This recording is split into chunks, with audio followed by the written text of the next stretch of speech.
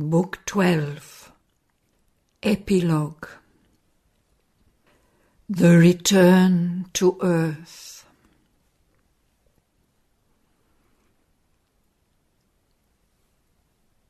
Out of abysmal trance her spirit woke. Lain on the Earth Mother's calm, inconscient breast, she saw the green-clad branches lean above, guarding her sleep with their enchanted life. And overhead a blue-winged ecstasy fluttered from bough to bough with high-pitched call. Into the magic secrecy of the woods, peering through an emerald lattice window of leaves, in indolent skies reclined, the thinning day turned to its slow fall into evening's peace. She pressed the living body of Shraddhavan. On her body's wordless joy to be and breathe, she bore the blissful burden of his head between her breasts' warm labour of delight. The waking gladness of her members felt the weight of heaven in his limbs, a touch summing the whole felicity of things. And all her life was conscious of his life, and all her being rejoiced, enfolding his. The immense remoteness of her trance had passed. Human she was once more, Earth's Savitri, yet felt in her illimitable change. A power dwelt in her soul too great for earth. A bliss lived in her heart too large for heaven. Light too intense for thought, and love too boundless for earth's emotions, lit her skies of mind and spread through her deep and happy seas of soul. All that is sacred in the world drew near to her divine passivity of mood. A marvelous voice of silence breathed its thoughts. All things in time and space she had taken for hers. In her they moved, by her they lived and were. The whole wide world clung to her for delight, created for her rapt embrace of love. Now, in her spaceless self, released from bounds, unnumbered years seemed moments long drawn out, the brilliant time flakes of eternity. Outwingings of a bird from its bright home, her earthly morns were radiant flights of joy. Boundless she was, a form of infinity, absorbed no longer by the moment's beat. Her spirit the unending future felt, and lived with all the unbeginning past.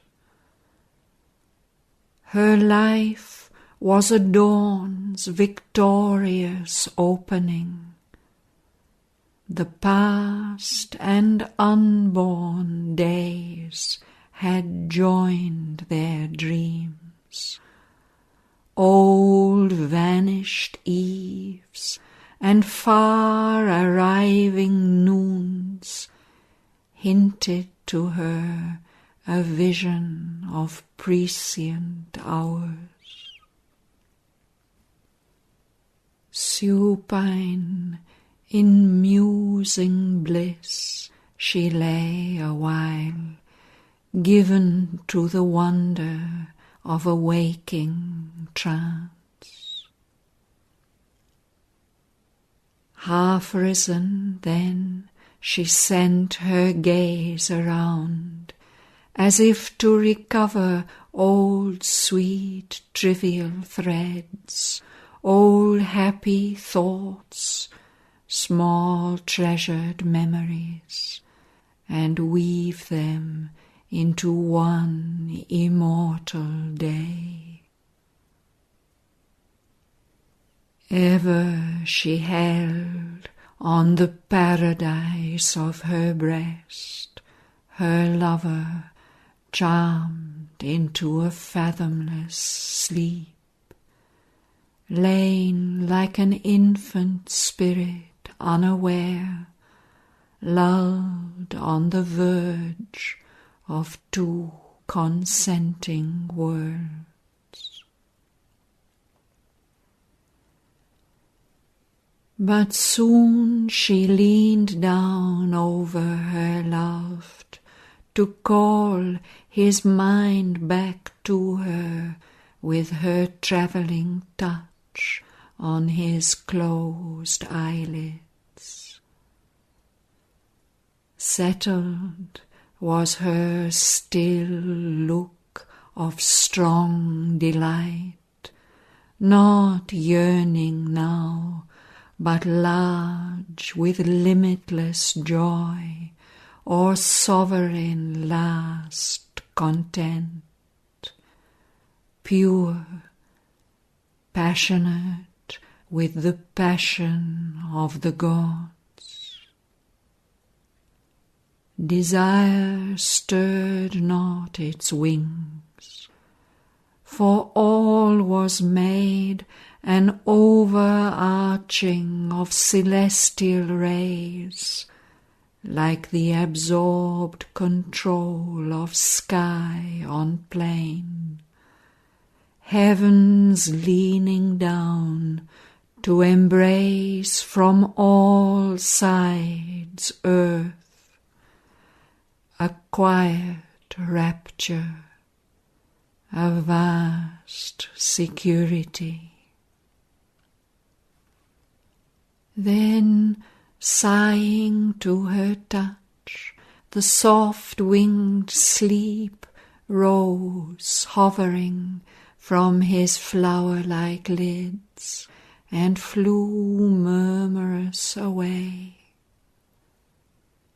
Awake, he found her eyes waiting for his, and felt her hands, and saw the earth his home given back to him once more, and her made his again, his passions all. With his arms encircling hold around her locked a living knot to make possession close. He murmured with hesitating lips her name, and vaguely recollecting wonder, cried, "Whence hast thou brought me captive back, love chained to thee and sunlight's walls, O golden beam and casket of all sweetness, Savitri, Godhead and woman, moonlight of my soul? For surely I have travelled in strange worlds, by thee companioned, a pursuing spirit. Together we have disdained the gates of night. I have turned away from the celestial's joy, and heaven's insufficient without thee.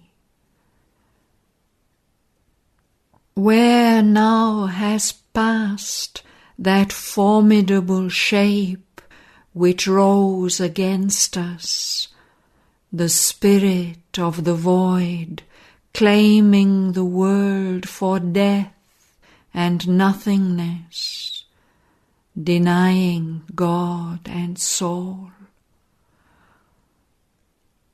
Or was all a dream, or a vision seen in a spiritual sleep, a symbol of the oppositions of time, or a mind-lit beacon of significance in some stress of darkness lighting on the way, or guiding a swimmer through the straits of death, or finding with the succour of its ray in a gully mid the crowded streets of chance the soul that into the world adventure came, a scout and voyager from eternity. But she replied, "Our parting was the dream.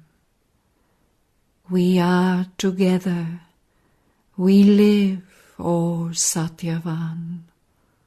Look round thee and behold, glad and unchanged, our home, this forest with its thousand cries, and the whisper of the wind among the leaves, and through rifts in emerald seen the evening sky, God's canopy of blue sheltering our lives, and the birds crying for heart's happiness, winged poets of our solitary reign, our friends on earth, where we are king and queen. Only our souls have left death's night behind, changed by a mighty dream's reality, illumined by the light of symboled worlds and the stupendous summit self of things, and stood at Godhead's gates, limitless, free.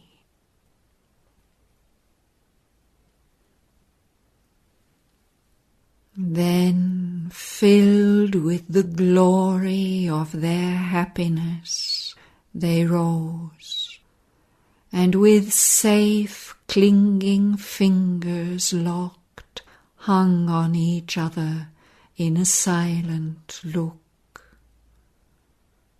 But he, with a new wonder in his heart, and a new flame of worship in his eyes. What high changes in thee, O Savitri! Bright ever thou wast, a goddess still and pure, yet dearer to me by thy sweet human parts, earth gave thee, making thee yet more divine.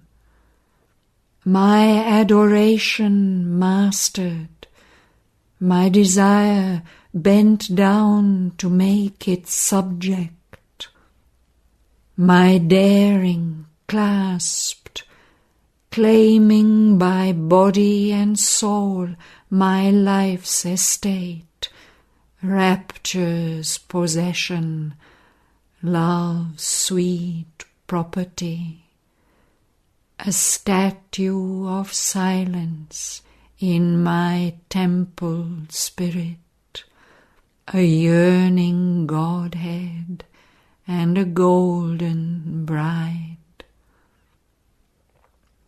But now thou seem'st almost too high and great for mortal worship. Time lies below thy feet, and the whole world seems only a part of thee. Thy presence, the hushed heaven I inhabit, and thou look'st on me in the gaze of the stars, yet art the earthly keeper of my soul, my life a whisper of thy dreaming thoughts, my morns a gleaming of thy spirit's wings, and day and night are of thy beauty part. Hast thou not taken my heart to treasure it in the secure environment of thy breast? Awakened from the silence and the sleep, I have consented for thy sake to be. By thee I have greatened my mortal arc of life. But now far heavens, unmapped infinitudes, thou hast brought me, thy illimitable gift. If to fill these thou lift thy sacred flight, my human earth will still demand thy bliss. Make still my life through thee a song of joy, and all my silence wide and deep with thee.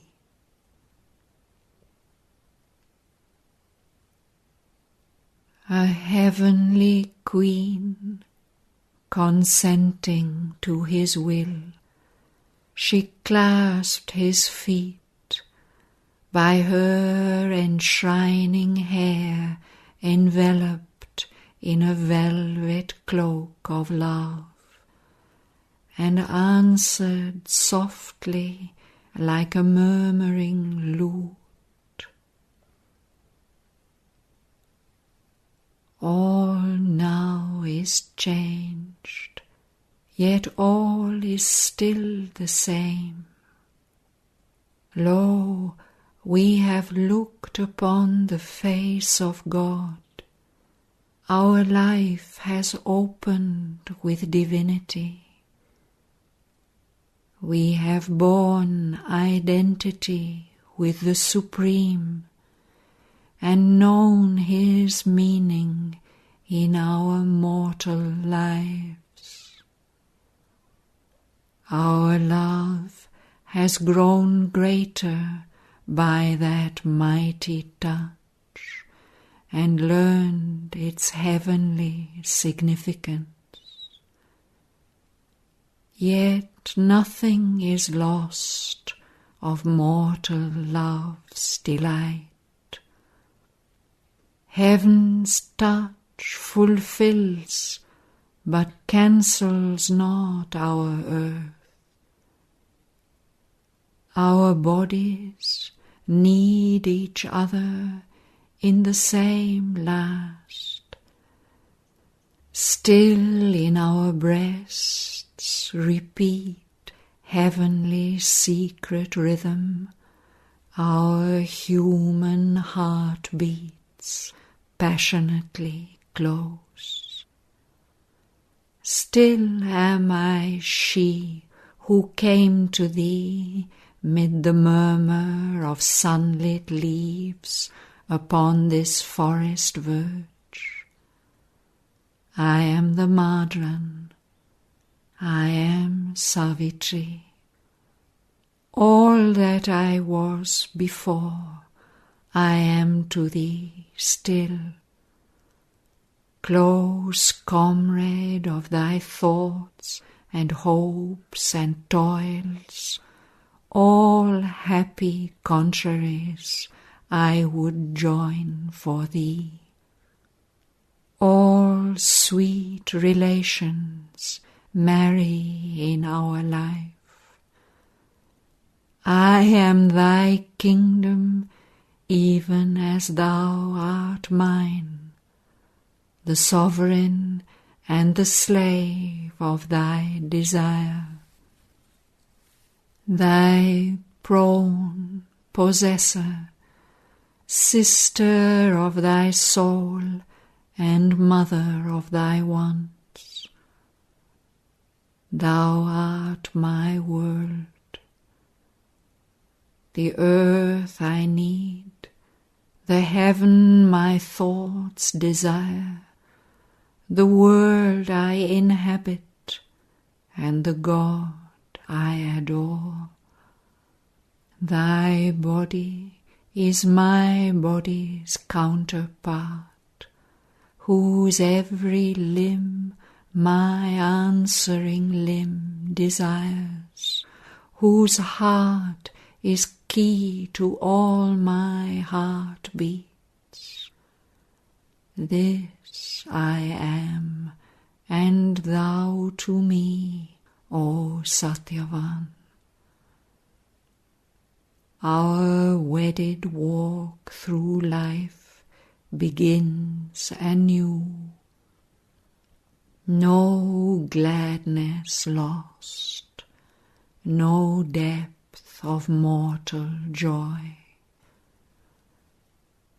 Let us go through this new world that is the same, for it is given back, but it is known, a playing ground and dwelling house of God, who hides himself in bird and beast and man, sweetly to find himself again by love, by oneness.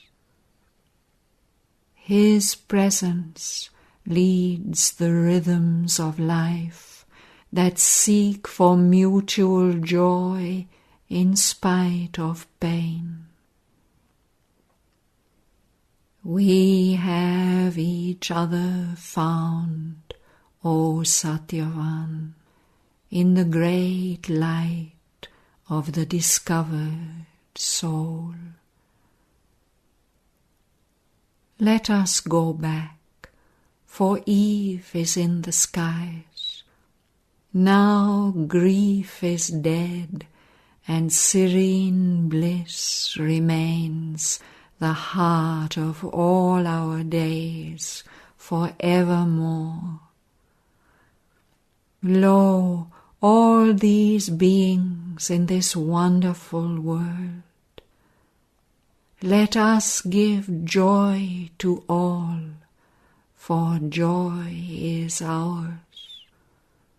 For not for ourselves alone our spirits came out of the veil of the unmanifest, out of the deep, immense, unknowable, upon the ignorant breast of dubious earth, into the ways of labouring, seeking men, two fires that burn towards that parent sun, two rays that travel to the original light.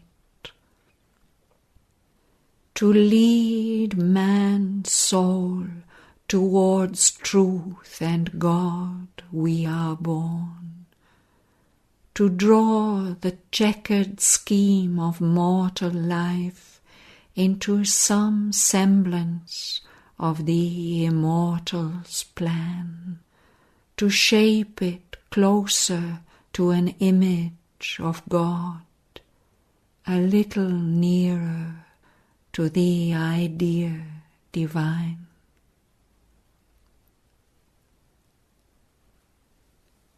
She closed her arms about his breast and head, as if to keep him on her bosom worn for ever through the journeying of the years. So for a while they stood entwined, their kiss and passion-tranced embrace, a meeting point in their commingling spirits, one forever, two-souled, two-bodied for the joys of time.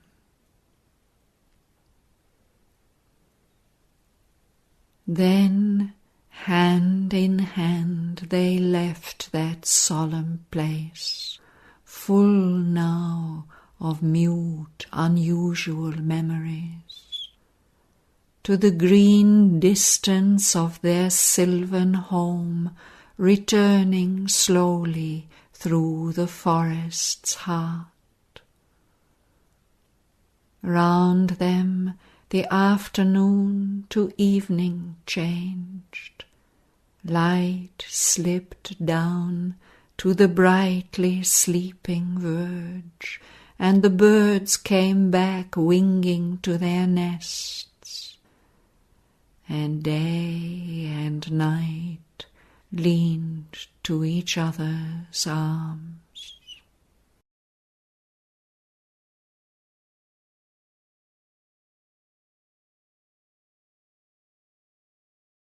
Now the dusk, shadowy trees stood close around like dreaming spirits, and delaying night, the grey-eyed, pensive evening heard their steps, and from all points the cries and movements came of the four-footed wanderers of the night approaching.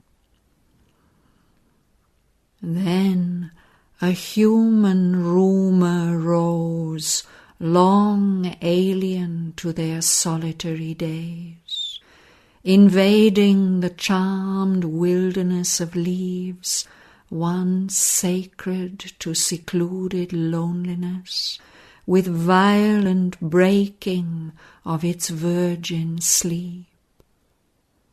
Through the screened dusk it deepened still, and there neared floating of many voices, and the sound of many feet, till on their sight broke in, as if a coloured wave upon the eye, the brilliant, strenuous, crowded days of man, topped by a flaring multitude of lights, a great resplendent company arrived. Life in its ordered tumult wavering came, bringing its stream of unknown faces, thronged with gold-fringed headdresses, gold-broidered robes, glittering of ornaments, fluttering of hems. Hundreds of hands parted the forest boughs, hundreds of eyes searched the entangled glades. Calm, white-clad priests their grave-eyed sweetness brought, strong warriors in their glorious armour shone. The proud-hooved steeds came trampling through the wood.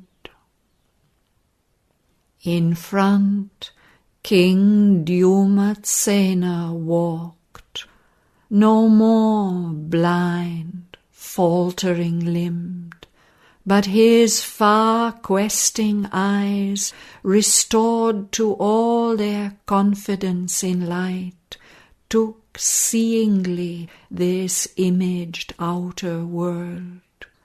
Firmly he trod with monarch step the soil.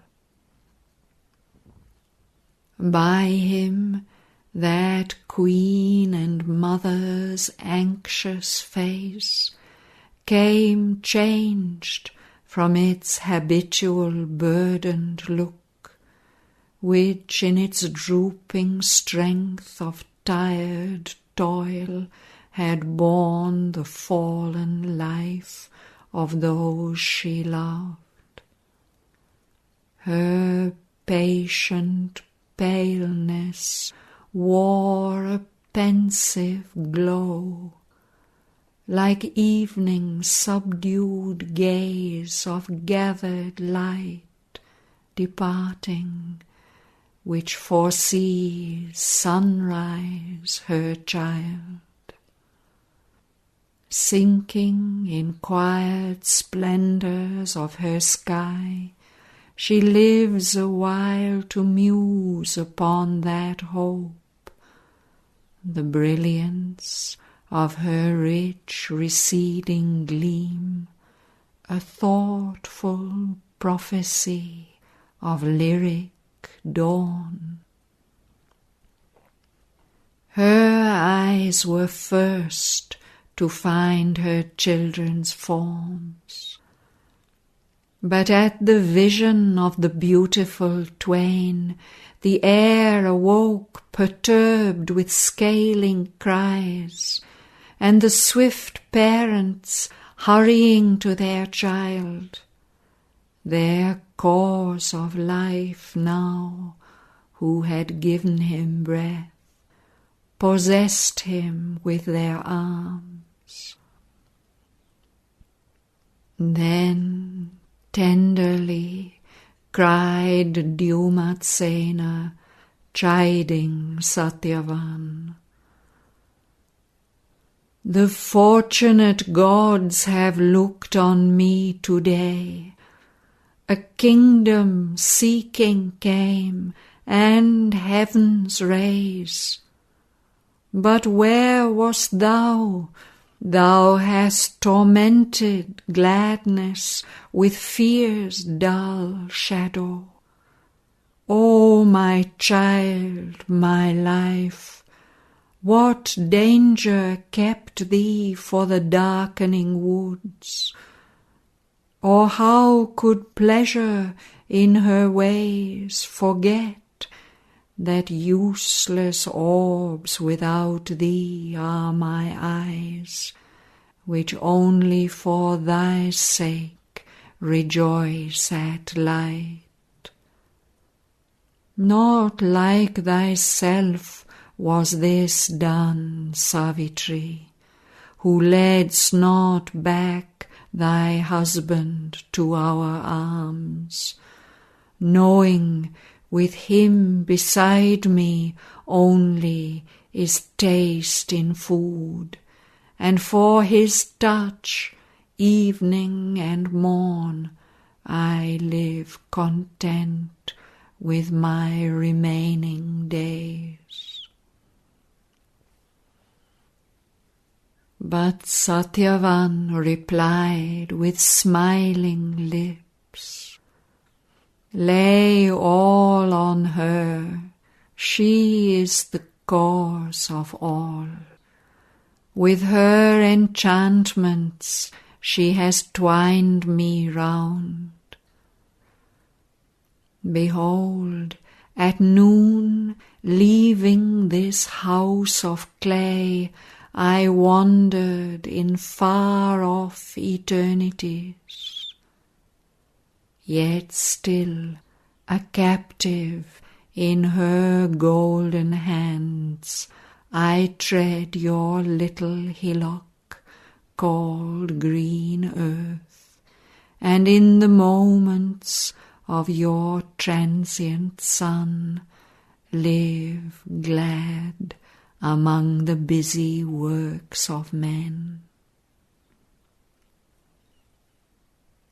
Then all eyes turned their wondering looks where stood a deepening redder gold upon her cheeks, with lowered lids, the noble, lovely child. And one consenting thought moved every breast. What gleaming marvel of the earth or skies stands silently by human Satyavan to mark a brilliance in the dusk of eve? If this is she of whom the world has heard, wonder no more at any happy change. Each easy miracle of felicity of her transmuting heart the alchemy is.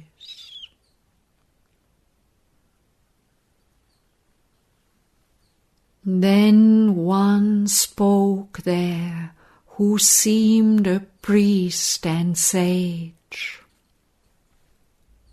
O woman soul, what light, what power revealed, working the rapid marvels of this day, opens for us by thee a happier age?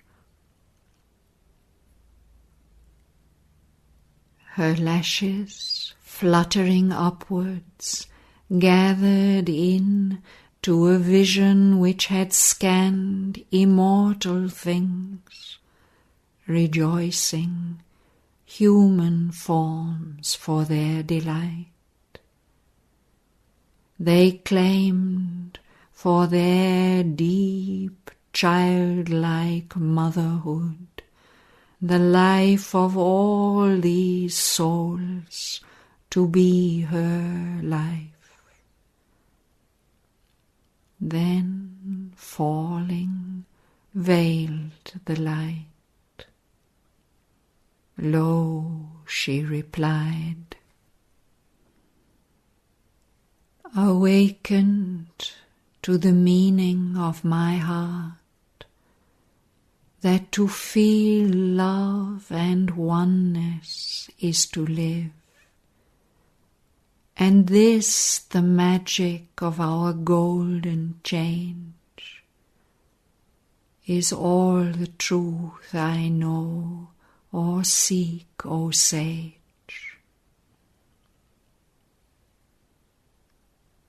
Wondering at her and her two luminous words, westward they turned in the fast gathering night.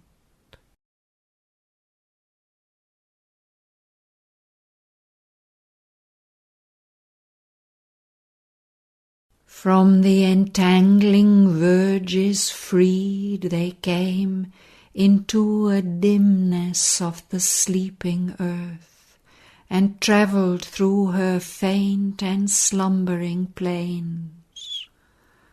Murmur and movement and the tread of men broke the night's solitude. The neigh of steeds rose from that indistinct and voiceful sea of life, and all along its marching swelled the rhyme of hooves, the chariot's homeward voice.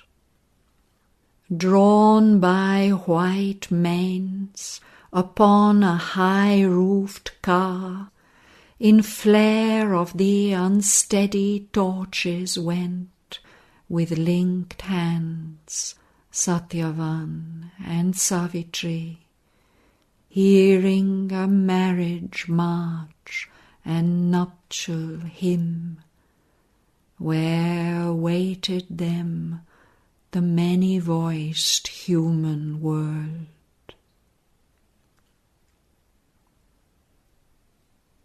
Numberless the stars swam on their shadowy field, describing in the gloom the ways of light. Then, while they skirted yet the southward verge, lost in the halo of her musing brows, night, splendid with the moon dreaming in heaven, in silver peace possessed her luminous reign. She brooded through her stillness on a thought deep guarded by her mystic folds of light, and in her bosom nursed a greater dawn.